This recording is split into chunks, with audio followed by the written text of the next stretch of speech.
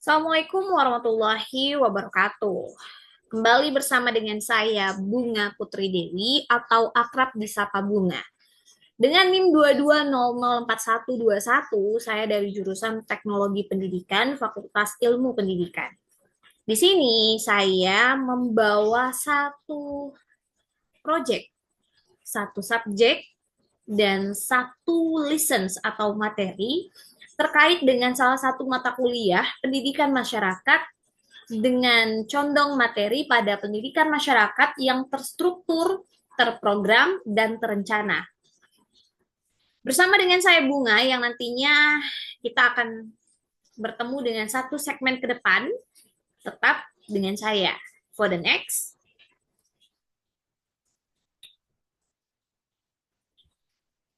Bagian pertama, kita berbicara terkait dengan pengertian pendidikan masyarakat yang terstruktur, terprogram, dan terencana. Menurut Sujana pada tahun 2010, pendidikan non-formal merupakan salah satu dari sekian banyak istilah yang muncul dalam studi kependidikan di akhir tahun 70-an. Pembelajaran terstruktur ialah proses pembelajaran yang dimulai dengan membuka pelajaran dengan menyampaikan kata kunci tujuan yang ingin dicapai, memaparkan isi, dan diakhiri dengan memberikan soal-soal ataupun penugasan kepada siswa. Yang kedua, poin dari materi kita kali ini adalah karakteristik pendidikan masyarakat yang terstruktur, terprogram, dan terencana. Ada beberapa poin dalam karakter PENMAS ini atau pendidikan masyarakat ini. Yang pertama, pada segi tujuan. Untuk dapat memenuhi kebutuhan tertentu yang fungsional bagi kehidupan di masa depan. Ya, lalu yang kedua dari poin segi tujuan adalah menyampaikan dan juga menerapkan hasil belajar kehidupan di lingkungan pekerjaan dan masyarakat. Yang kedua, waktu penyelenggaraan, di mana relatif singkat untuk bergantung kepada kebutuhan dan juga keinginan dari belajar peserta didik. Menggunakan waktu yang tidak penuh dan tidak secara terus-menerus. Lalu yang ketiga ada program. Karakteristik dari segi program itu merupakan pusat daripada kepentingan peserta didik itu sendiri dengan kurikulum yang bermacam ragamnya dan menekankan pada kebutuhan masa sekarang dan masa yang akan datang, terutama untuk memenuhi kebutuhan dari peserta didik.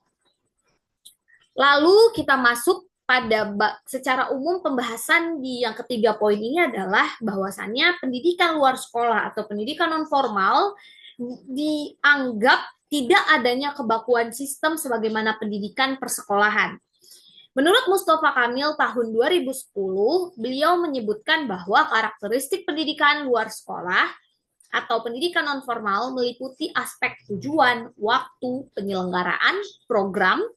Yang ketiga, proses belajar dan pembelajaran, serta pengendalian program. Nah, kita masuk pada poin keempat, masih pada segi karakteristik, itu adalah proses belajar dan pembelajaran, di mana dipusatkan di lingkungan masyarakat bahwa ada data kelembagaannya berkaitan dengan kehidupan peserta didik dan masyarakat. Struktur program pembelajaran itu jauh lebih efektif dan fleksibel yang beraneka ragam dan berpusat pada peserta didik dengan menggunakan media sumber belajar yang disertakan dan juga penghematan sumber-sumber dengan pemanfaatan tenaga dan sarana yang tersedia di masyarakat. Lalu pengendalian program. Pengendalian program di sini dilakukan oleh pelaksana program dan juga peserta didik. Yang kedua, dari pengendalian program itu merupakan pendekatan yang jauh lebih sifatnya demokrasi. Nah, selanjutnya itu kita bahas pada poin ketiga, bentuk-bentuk pendidikan masyarakat itu seperti apa. Jadi ada beberapa poin ke depan. Itu yang pertama, bentuk dari pendidikan masyarakat itu adalah kecakapan hidup. Pendidikan kecakapan hidup merupakan kemampuan, kesanggupan, dan keterampilan yang nantinya diperlukan oleh seseorang untuk dapat menjalankan kehidupannya.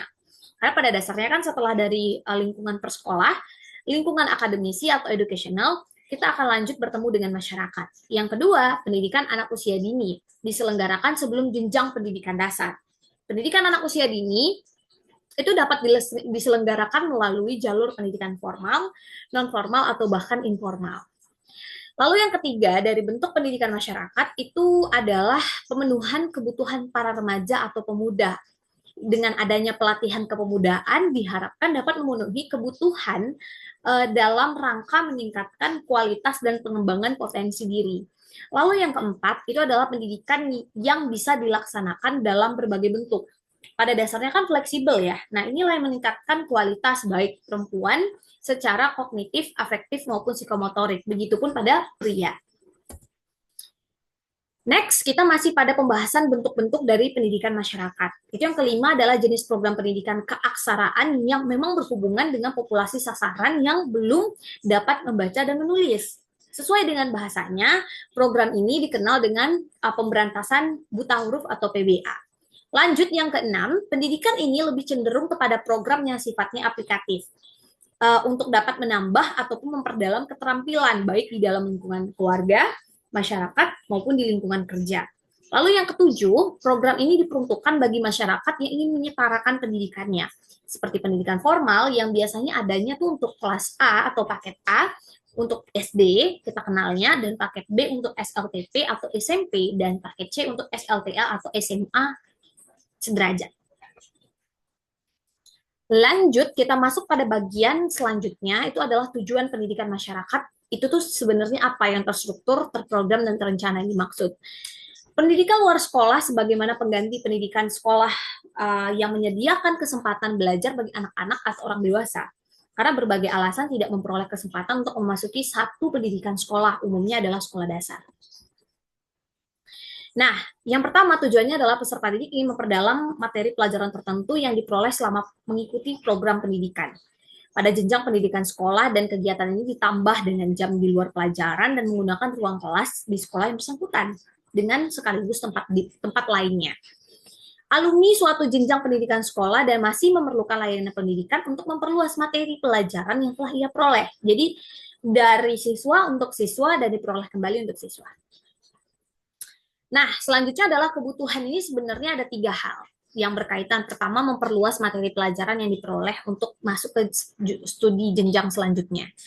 Menambah pengetahuan tentang materi belajar yang dirasakan penting sesuai dengan perkembangan ilmu pengetahuan dan teknologi yang semakin cepat. Lalu mereka yang putus sekolah dan memerlukan pengetahuan serta keterampilan yang berkaitan dengan lapangan pekerjaan atau penampilan di dalam masyarakat. Nah, selanjutnya, pendidikan masyarakat yang terstruktur dan terprogram serta terencana itu juga punya kelebihan dan juga kekurangan.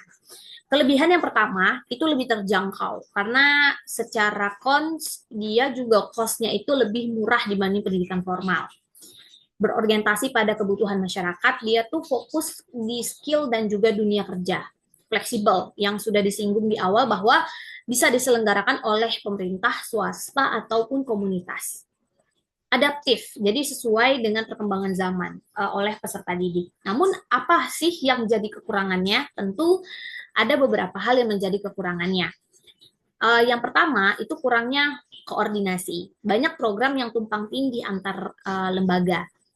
Minim tenaga pendidik profesional. Jadi banyak pengajar yang enggak dari atau tidak berlatar belakang pendidikan luar sekolah. Kurangnya motivasi peserta didik karena ya tidak adanya ijazah resmi yang membuat minat belajarnya itu justru semakin rendah. Stigmanya juga rendah kan ketika ditanya bahwa lulusan pendidikan luar sekolah yang sering dianggap kurang kompetitif karena kesiapan dan kematangan dari instansi tersebut. Selanjutnya, kita masuk pada contoh pendidikan masyarakat. Nah, yang pertama itu ada lembaga kursus yang sering kita dengar. Ini seperti warga belajar, sumber belajar, program belajar, tempat belajar, dan fasilitas. Lalu ada lembaga pelatihan. Biasa sering kita dengar pelatihan bagi masyarakat yang memang memerlukan pengetahuan dan bakal pengetahuan, keterampilan, cakapan hidup, sikap, pengembangan diri, profesi bekerja, usaha mandiri, dan untuk melanjutkan pendidikan yang lebih tinggi. Kelompok belajar ini biasanya ya hanya dilaksanakan dalam jangka waktu tertentu, tergantung pada kebutuhan warga belajar. Pusat kegiatan belajar masyarakat atau PKB ini di dalam masyarakat seperti pesantren, mini perpustakaan, gedung kesenian, rumah ibadah, kebun percobaan, dan lain lembaga-lembaga yang memang ada di lingkungan masyarakat. Next, kita ada majelis taklim. Ini merupakan pendidikan Islam non-formal dan merupakan fenomena budaya religius yang tumbuh dan berkembang justru di kemuslimahan Indonesia atau di Muslim Indonesia. Pendidikan informal adalah proses yang berlangsung sepanjang usia. Jadi ini tidak ada batasan usia. Kemudian pendidikan anak usia dini itu diselenggarakan sebelum jenjang pendidikan dasar. Nah, ini dapat diselenggarakan dengan ketiga jalur pendidikan. Kelompok bermain atau KB ini menyediakan pendidikan untuk anak usia 2 tahun ke atas kurang dari 6 tahun ke bawah. Tetapi di antara perkotaan justru kelompok bermain cenderung untuk kelas junior, yaitu anak usia 2 tahun sampai 4 tahun, sedang 4 tahun sampai 6 tahun itu di TK. Nah, penekanannya pada kegiatan bermain. Jadi bermain sambil belajar. Next, ini juga ada TPA, Taman Penitipan Anak, yang biasanya anak usia 3 bulan sampai 6 tahun itu biasanya berdampingan dengan ibu, dengan orang tuanya. Posyandu. Pada dasarnya tuh posyandu itu pusat kesehatan masyarakat ya, di mana ibu-ibu hamil menyusui itu datang untuk menerima perawatan kesehatan. Perbaikan gizi, pemberian knowledge terkait dengan tumbuh kembang anak. Lalu BKB, Bina Keluarga Balita, di mana untuk menyediakan formasi untuk ibu-ibu dengan informasi keterampilan orang tua, bagaimana membesarkan anak, mengawasi perkembangan fisik, emosi, bahkan intelektual anak di usia dini. Pendidikan kedinasan ini merupakan profesi yang diselenggarakan departemen atau lembaga pemerintah non-departemen. Pendidikan kedinasan ini fungsinya untuk peningkatan kemampuan dan keterampilan pelaksana tugas kedinasan bagi pegawai dan calon PNS biasanya, atau departemen lembaga pemerintahan dan non-departemen itu. Nah, contoh lainnya ada pada pendidikan keagamaan yang juga mempersiapkan peserta didik untuk dapat menjalankan peranan dan juga menuntut penguasaan pengetahuan khusus tentang ajaran agama yang bersangkutan. Kemudian pendidikan jarak jauh atau akhir-akhir ini disebut dengan daring dalam jaringan juga menjadi bagian yang diselenggarakan dari semua jalur, jenjang dan jenis pendidikannya. Lalu, pendidikan khusus dan pendidikan layanan khusus.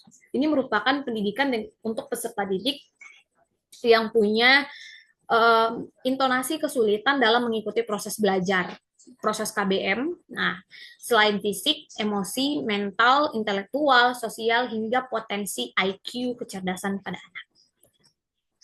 Nah, kita masuk pada bagian penutup daripada pemateri hari ini atau yang sudah saya sampaikan pada segmen kali ini. Kita kerucutkan dia dalam satu paragraf kesimpulan, di mana pendidikan terstruktur, terprogram, dan terencana merupakan proses pembelajaran yang mengembangkan kemandirian belajar peserta didik, peran guru sebagai fasilitator, dan teman belajar. Dikutip dari Salim tahun 2011 bahwa pembelajaran terstruktur merupakan proses pembelajaran yang dimulai dengan membuka pelajaran dan menyampaikan kata kunci yang sudah disebutkan di awal.